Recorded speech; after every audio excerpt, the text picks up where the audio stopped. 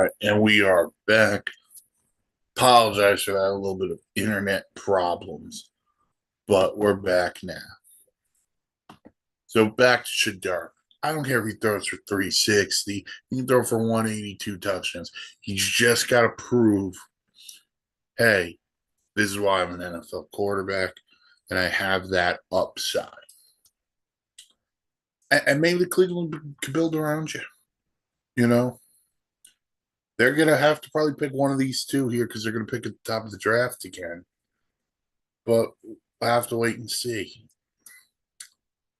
But Cleveland makes a change at quarterback. The Jets make a change at quarterback. It'll be Tyrod Taylor on Sunday against the Baltimore Ravens, not Justin Fields. And I feel bad for Justin Fields because I feel Justin Fields is not getting a fair shake here. And I feel that way because I don't feel the Jets have put him in a great spot. Go back to week one, the Pittsburgh game. What were the Jets really good at? They ran the ball effectively, and Justin Fields was effective running the ball himself. That's cool. And they've run the ball effectively all year, the Jets. And when Justin Fields has had good, really good games, he's had it using his legs. Problem I have is the Jets don't have weapons on the outside. It's Garrett Wilson who's going to be out the next couple of weeks and a bunch of dudes. Oh, well, I'd like to see Mason Taylor involved in this offense. Okay, that's great. Design some plays for Mason Taylor. Outside of that, what do you got? Adonai Mitchell dropped the ball in his hands last week. You make the case he dropped two that were in his hands. Alan Lazard, I don't know what happened to him. He doesn't even play. So Justin Fields went from a team in Chicago that moved up the draft board. And then they surrounded him with talent. They deemed it wasn't worth it. They moved on. Also because they got that haul from Carolina. So they move on. Pittsburgh, they're 4-2 with Justin Fields. What do they decide to do? Oh, Russell Wilson's healthy. Russ is going to be the starter. And then Russell Wilson's ineffective. Russell Wilson remains the starter. Now you go to the Jets, an opportunity to prove you could be a guy. You be the guy in a place. And you're not. Because they didn't surround you with weapons. They did not do it. Great running game.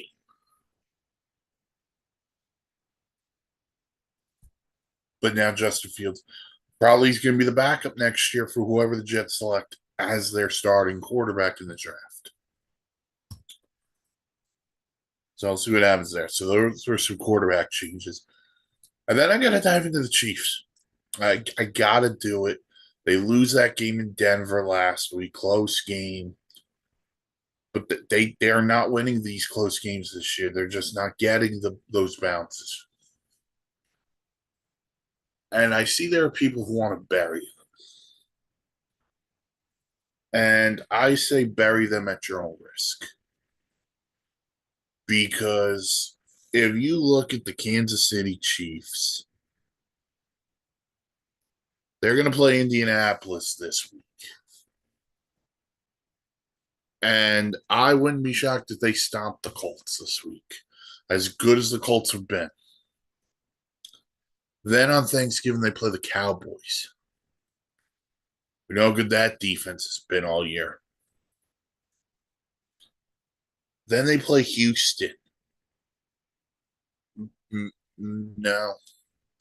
Then they get the Chargers again, the Titans, Christmas night, the Broncos, and they end with the Raiders. These games are going to be winnable for the Chiefs. And I'm not betting against Mahomes and Andy Reid.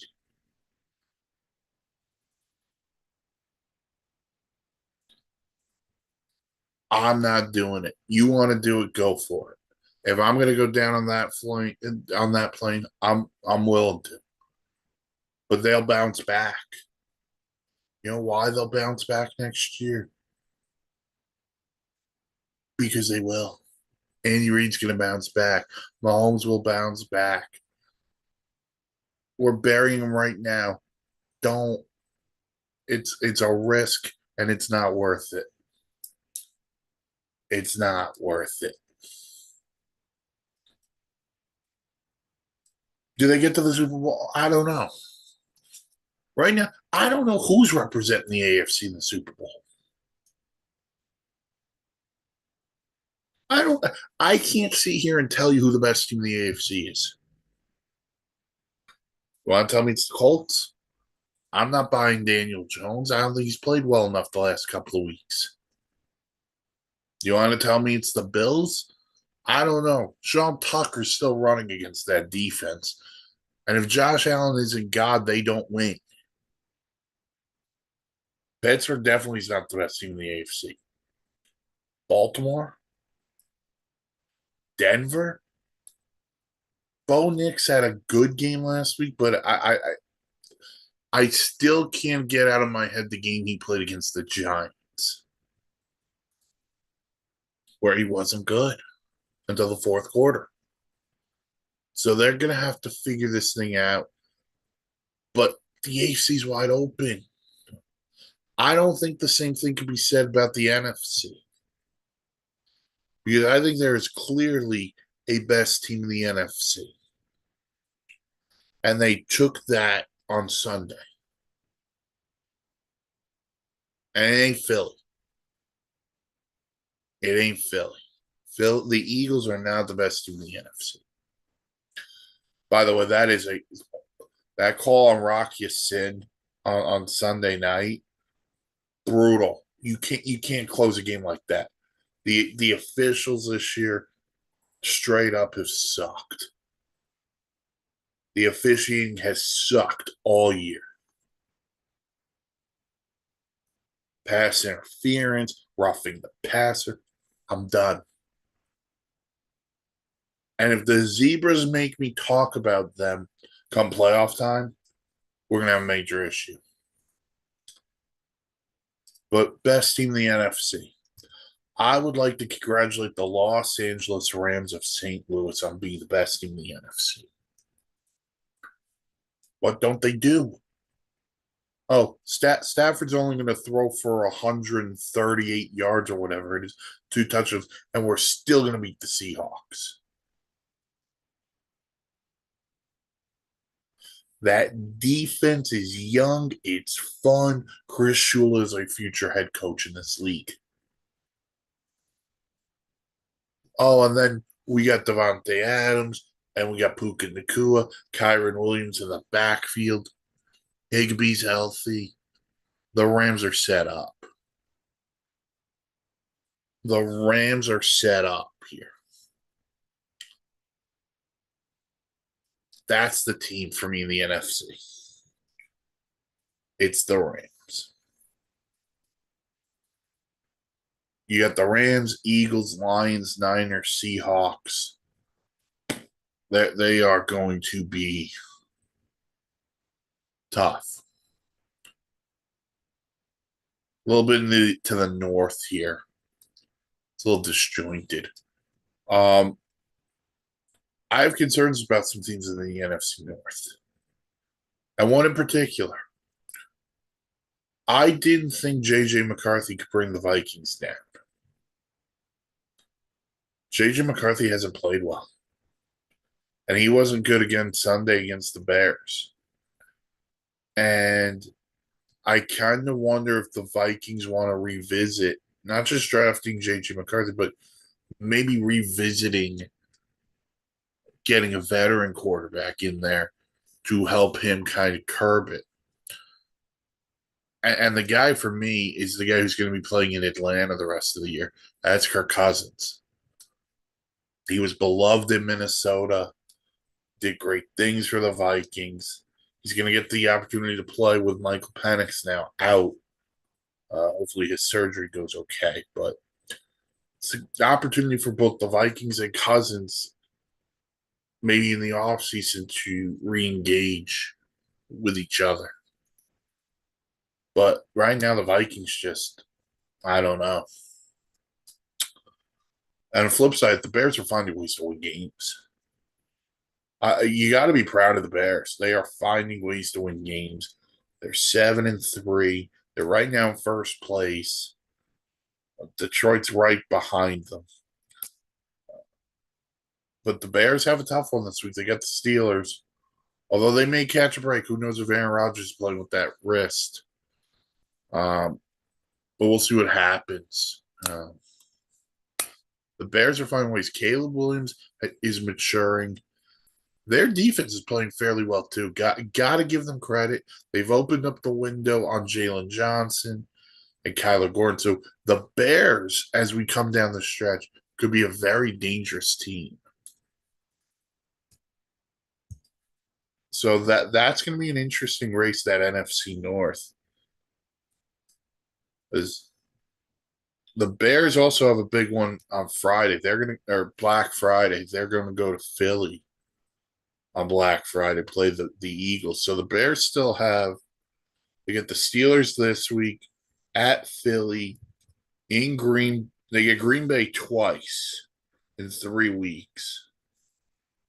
Cleveland, December 28th, Bears Niners on a Sunday night. And then January 4th, Lions Bears. That could be for all the marbles in the NFC North. So we'll see what happens there.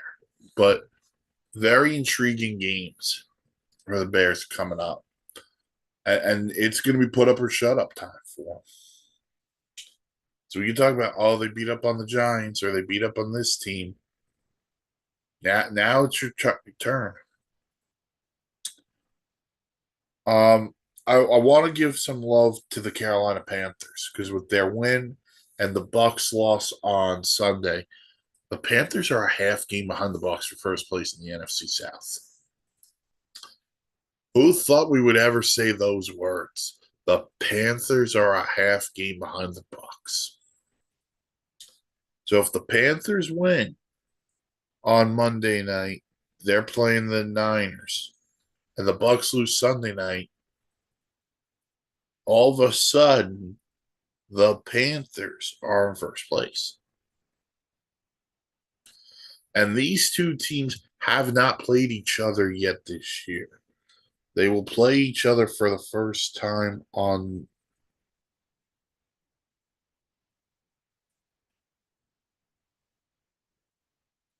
December 21st. So December 21st, they will play each other. And then just like the Lions and Bears, that last week of the year, Bucks Panthers, could be for all the marbles. So give credit to Dave Canales. He's done a really good job with that team. And we'll see what happens there. The last kind of thing I want to talk about. I want to talk a little bit about the Saints because it was announced yesterday they mutually agreed to part ways with Brandon Cooks, who had re-signed with a 2-year deal this offseason. My problem with this is, why couldn't you trade him at the trade deadline and accumulate more picks? And I think the other thing I want to know from the Saints is, it's been well documented on this show, on this podcast, when you listen to the audios. I've been complaining about the Saints having to blow this thing up for a long time. This has to be the offseason of blowing it up and dumping it and getting younger and accumulating picks. This is the offseason. Kamara, Cam Jordan, Demario Davis. I do not care. This team needs the reset. And this has to be the offseason. I just don't understand why you're waiting so long. And now you're dumping Brandon Cooks and you're going to get nothing back. It makes zero sense. Oh, man. All right. Picks. Picks for the week. Thursday night, we got the Bills at the Texans. Uh, give me the Bills. Davis Mills is starting again, but I'm going to take the Bills. I as much as I don't trust him, Josh Allen, I think will make enough plays against this defense. All right, we talked about Colts Chiefs earlier. I'm going to take the Chiefs. I think Jonathan Taylor can do what he does, but I think the Chiefs find a way, and they're going to make Daniel Jones beat him. Steelers Bears. I'm gonna take Pittsburgh. Uh, Aaron Rodgers owns the Bears. I would be if I'm Pittsburgh. I'm very concerned if I lose this game. The Giants look like they're going to get Jackson Dart back against the Lions. The Lions are coming off that terrible loss to Philly. That was such a bad call, but the Lions are going to win this game. Patriots, Bengals. Whether it's Joe Burrow or someone else, give me New England. Jets, Ravens, Tyrod's playing. I don't care. Baltimore's rolling. Give me the Ravens. Seahawks, Titans. Yeah, I'm going to take the Seahawks. Um, no reason to take the Titans. Sorry, Cam Ward. Although they're going to be a very interesting coaching bit. Actually, you know what? I didn't talk coaching, so I'll do that after the picks. Vikings, Packers. I don't trust either one of these teams. I think I'm going to take Minnesota on the road. I just, for me, I don't trust Jordan Love. I have Josh Jacobs isn't healthy. I like Minnesota. The Jags and the Cardinals. Give me the Jags. Browns, Raiders. I'm going to take Cleveland. This should just be Myles Garrett versus Max Crosby. That's what this should be. Garrett versus Crosby. Forget everything else. Saints, Falcons. I'm going to take the Saints. I don't know what Atlanta is. They don't have Panics. They will not have Drake London. I'm going to take the Saints. Eagles, Cowboys. Everyone wants to get overreact to the Cowboy win on Monday night. It was the Raiders, so settle down. I'm going to take Philly. Not that I think they're back, but I'm going to take Philly. Sunday night we get the Bucks and the Rams. I'm going to take the Rams. And then Monday night Niners, Panthers. Give me the Niners. Lock of the week, Seahawks. Okay, so let's dive into the coaching carousel a little bit. So we have two changes that have already been made: the Titans and the Giants. Mike Florio of Pro Football Talk was on the Rich Eisen show, I believe on Wednesday, and they're talking about it, about some other coaches, and a couple that he brought up that I find very interesting. One was Jonathan Gannon in Arizona. And I think the Cardinals, to me, are one of the bigger disappointments of the league this year at 3-7. I thought they were a sleeper team coming into the year. They haven't played well. I think Kyler's done after this year, too, there. But they're going to get another coach, it looks like. And so we'll see what happens. But Arizona seems to be a lock for one. I think the Mike McDaniel one in Miami is interesting now. They beat the Commanders on Sunday. They beat the Bills last week.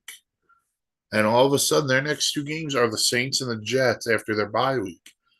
All of a sudden, you win those two games, you're 6-7. And you might be back into the thick of this thing. So who knows what happens then? The other idea is that, they're locked into Tua next year, and we'll see what happens. The one I'm interested in is Matt LaFleur because I know that's been something that's been rumbling. I just don't get it. I think the guy coaches is a good coach. And I think he's getting blamed because Jordan Love has not become Aaron Rodgers. And I think at some point you got to look at Jordan Love and go, that's what he is. I can't put that on LaFleur.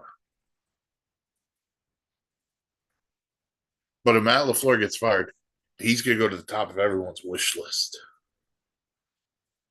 Brought up Zach Taylor earlier. I think that's an interesting one. And Raheem Morris was brought up on the show by Flora. That's another one. I think Atlanta had high hopes this year. They didn't, they're not getting it done. They're 3-7, and they still have questions about Penix. Let's be honest about it. He hasn't. He's had good moments. He's had bad moments, but he hadn't set the world on fire. And then there's one out there that I don't know, and I'm curious about what you guys think. So you could comment on this, and we could chat about it later date. Pete Carroll, what are the Raiders? They're still bad. Pete hasn't fixed this. Now Geno Smith's been god awful, and that's part of this. But the Raiders still have problems. So that's also one I'm kind of looking out for. All right. That'll do it for this edition of the Wishbone ShotGun podcast, sponsored by the Dugout of Millwood here on the Sports Insanity Network. Let me know what you think about the live streamed episode of the podcast. Very intrigued by that. It's broken up now into 2 parts just based on internet issues. Be back next week before Thanksgiving to preview the games for Thanksgiving and going forward. Check out the website, the sportsinsanitynetwork.com, for great blogs, vlogs, planes, trains, and automobiles. Follow us on the socials, Twitter, @InsanityReal, Facebook, the Sports Insanity Network. You can follow me personally on Twitter, Punmaster Rifkin. Thank you for tuning in to this episode of the Wishbone ShotGun podcast. I'm Mike Rifkin. I'll talk to you all again next week. Also, Sunday morning, Sunday Sideline